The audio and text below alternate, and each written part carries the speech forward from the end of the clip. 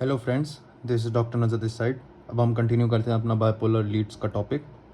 तो हमने देखा कि आइंथोवेंस लॉ क्या कहता है। आइंथोवेंस लॉ बेसिकली हमें यही कहता है कि जो भी लीड नंबर 1 में और 3 में वो पोटेंशियल का डिफरेंस या मैग्नीट्यूड होगा, उन दोनों को ऐड करने में हमारा जो पोटेंशियल डिफरेंस इन लीड 2 होगा वो इक्वल होगा फर्स्ट के और थर्ड के।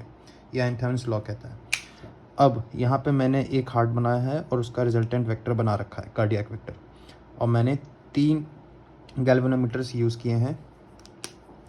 ये हो गया 1, ये हो गया 2 और ये हो गया 3। ठीक है, तो अब हमने वेक्टर्स देख रखे हैं और एक्सिस भी देख रखी है, तो हम लोग एक्सिस बना लेते हैं और सर्किट्स कंप्लीट कर लेते हैं।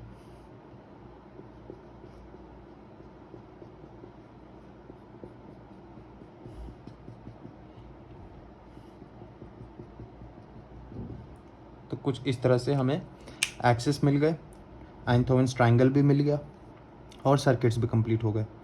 अब हम इसी वेक्टर का प्रोजेक्शन बनाएंगे तीनों के एक्सिस पे। फिर वही काम करेंगे, इसका प्रोजेक्शन हम लोग इस एक्सिस पे निकाल लेंगे, तो ये ऐसे निकल के आएगा। क्योंकि ये वाला वेक्टर इस एक्सिस के पैरेलल है, तो इसका कंपोनेंट इस एक्सिस पे मैग्नीट्यूड में भी इक्वल होगा। इस वजह से हमें इस वाले गैल्वेनोमीटर में सबसे ज़्यादा डिफ्लेक्शन मिलेगा इस वेक्टर का कंपेयर टू अदर 2 गैल्वेनोमीटर्स, क्योंकि इस एक्सिस के पैरेलल है ये वेक्टर, तो इसका प्रोजेक्शन भी कंप्लीट आ रहा है, तो मैग्नीट्यूड भी ज़्यादा होगी। बाकी एक्सिस पे हमें इसकी एक्सिस पैरेलल नहीं मिल रही है, इसलिए उनका मैग्नीट्यूड कम हो जाता है। अब मान लो मुझे इस एक्सिस पे चाहिए, तो ये वाला वेक्टर बन जाएगा आपका, ठीक। और फर्स्ट सर्किट का अगर मैं प्रोजेक्शन बनाऊं तो ये ऐसे बनेगा। तो मेरे पास 3 वेक्टर्स मिल गए और तीनों के प्रोजेक्शन मतलब तीनों प्रोजेक्शन वेक्टर्स मिल गए मुझे तीनों एक्सिस पे।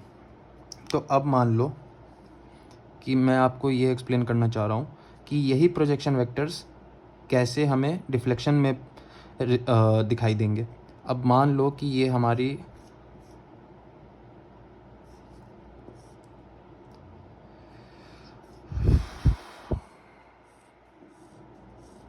स्ट्रिप होती है, ठीक, ईसीजी की।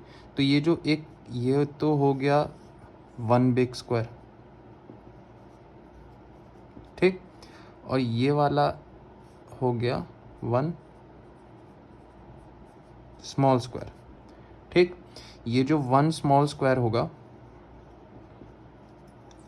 इसका एक्स एक्सिस पे जो टाइम बताता है उसका ड्यूरेशन होगा 0.04 सेकेंड्स,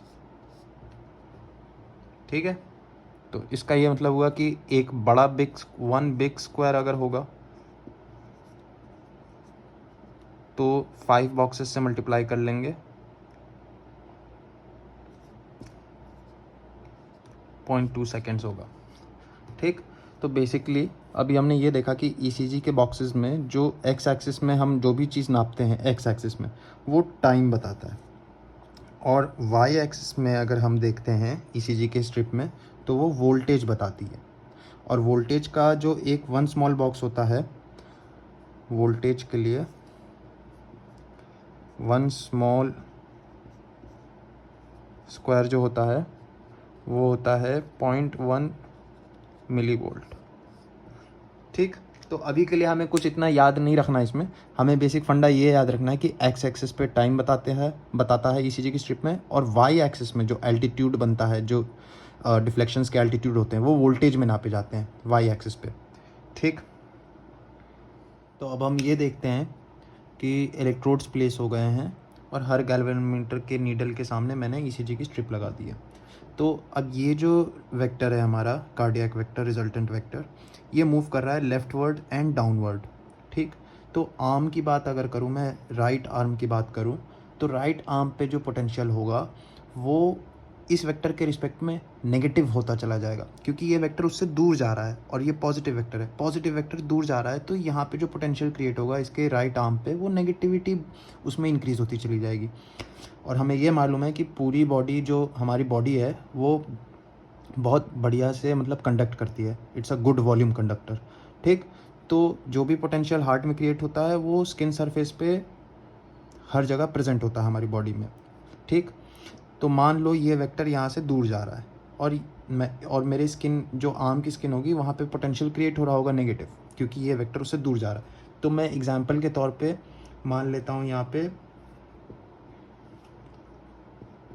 0.2 मिली वोल्ट का पोटेंशियल क्रिएट हो गया, क्योंकि ये वेक्टर उससे दूर जा रहा है, positive vector.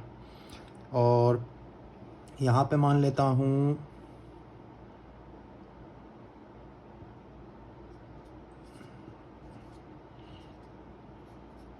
0.3 milli volt positive, क्योंकि इसी वेक्टर का प्रोजेक्शन वेक्टर अगर मैं देखूं तो पॉजिटिविटी की तरफ पॉजिटिव आ रहा है, तो इसलिए यहाँ पोटेंशियल क्रिएट हो गया।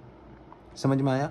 लेफ्ट आर्म की स्किन पर जो पोटेंशियल क्रिएट हो रहा है, जहाँ पे मैंने इलेक्ट्रोड लगाया है फर्स्ट गैल्वेनोमीटर का, वहाँ पे पोटेंशियल पॉजिटिव होगा, क्योंकि इस रिजल्टेंट वेक्टर का प्रोजेक्शन वेक्टर उसी डायरेक्शन में मूव कर रहा है, तो पॉजिटिविटी इंक्रीज होती चली जा रही है स्किन पर, ठीक। तो इसलिए फॉर एग्जांपल, मैं एक एग्जांपल लेके समझाने की कोशिश कर रहा हूँ। फॉर एग्जांपल यहाँ पे 0.3 मिली वोल्ट का पोटेंशियल क्रिएट हो गया।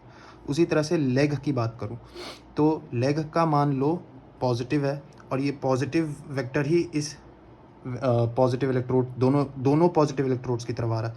तो यहाँ पे पोटेंशियल मान लो प्लस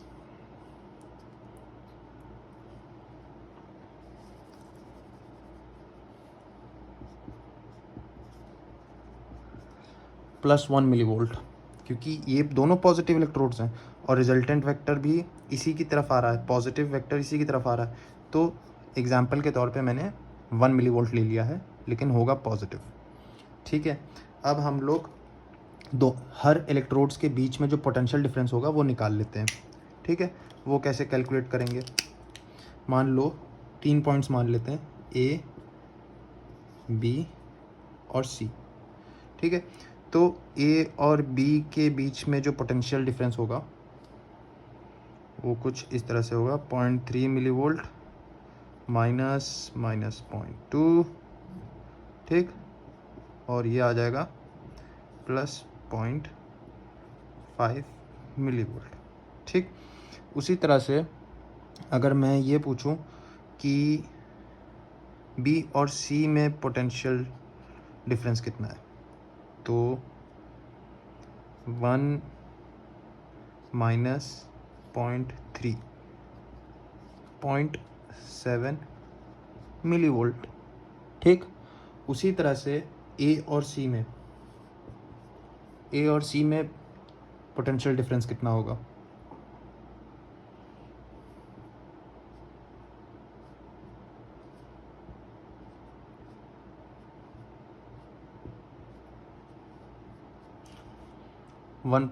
.2 मिली वोल्ट्स का, ठीक है।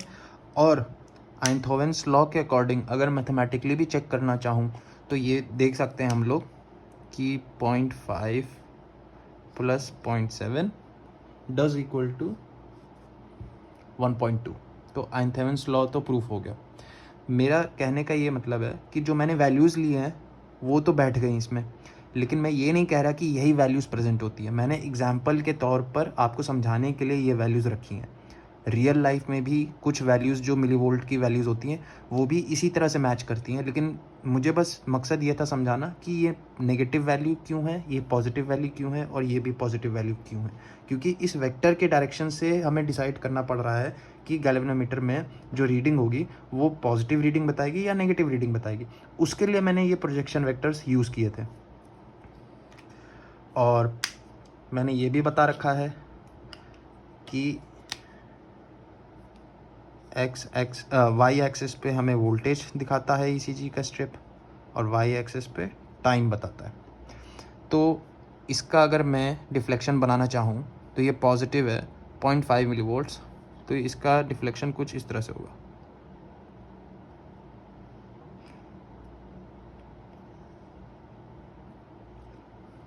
ठीक है, ये एग्जैक्टली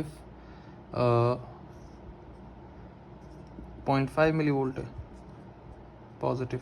ठीक है, उसी तरह से अगर मैं थर्ड गैल्वेनोमीटर में, या मैं कहूँ कि थर्ड बाइपोलर लीड में 0.7 मिली वोल्ट का डिफ्लेक्शन है और वो भी पॉजिटिव, तो 3 ठीक है, तो इसमें भी पॉजिटिव रिफ्लेक्शन आएगा। ओके, तो सिंस ये दोनों के डिफ्लेक्शंस जो आ गए हैं हमारे पास, उनको ऐड करेंगे तभी तो ये वाला जो हमारा सेकंड बाइपोलर लीड है उसके मैग्नीट्यूड को मैच करेगा।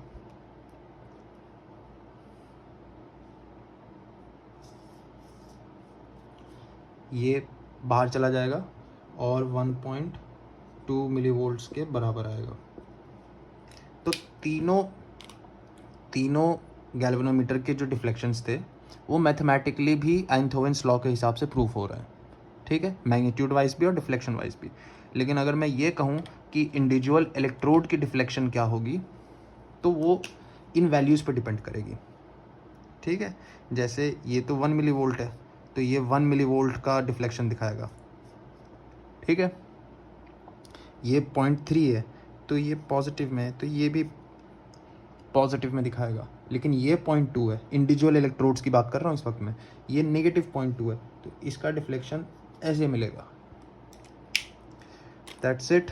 तो अभी हमने ये देखा कि कैसे हमें बाइपोलर लीड्स को यूज़ करके ईसीजी के स्ट्रिप में जो डिफ्लेक्शंस दिखते हैं उन्हें कैसे हम लोग रिक्रिएट करते हैं। बेसिकली ये जो थियोरेटिकल चीज़ जो समझाई गई है, हमें इसको इंटरप्रेट उल्टी तरह से करना होता है। हम जब स्ट्रिप देखते हैं तो हमें ये समझ में आना चाहिए कि ये चीज़ कहाँ से आई है। तो इसका ये मतलब हुआ कि हाँ, ये लीड फलाना जगह फलाना वेक्टर से आया होगा। इतना सोचना नहीं होता है, बस हमें इस लॉ को इसलिए पढ़ना पड़ता है ताकि हम, एक तो प्रैक्टिकल यूज़ ये हो गया कि आइंथोवेंस लॉ से हमें ये पता लगता है कि एटलीस्ट जो लीड्स लगी हैं, बाइपोलर लीड्स लगी हैं, लिम्ब लीड्स लगी हैं, वो सही जगह पे लगी हैं कि नहीं। क्योंकि अगर सही ओरिएंटेशन उनका होगा तभी आइंथोवेंस लॉ प्रूफ हो पाएगा। तो आइंथोवेंस लॉ का एक प्रैक्टिकल यूज़ तो यही हो गया कि स्ट्रिप देख के ये देखना कि सही लगी है लीड की नहीं लगी है। तो stay tune, thanks for watching. I hope you got the concept behind practical use of Einthoven's law and the ECG interpretation behind this. Thank you.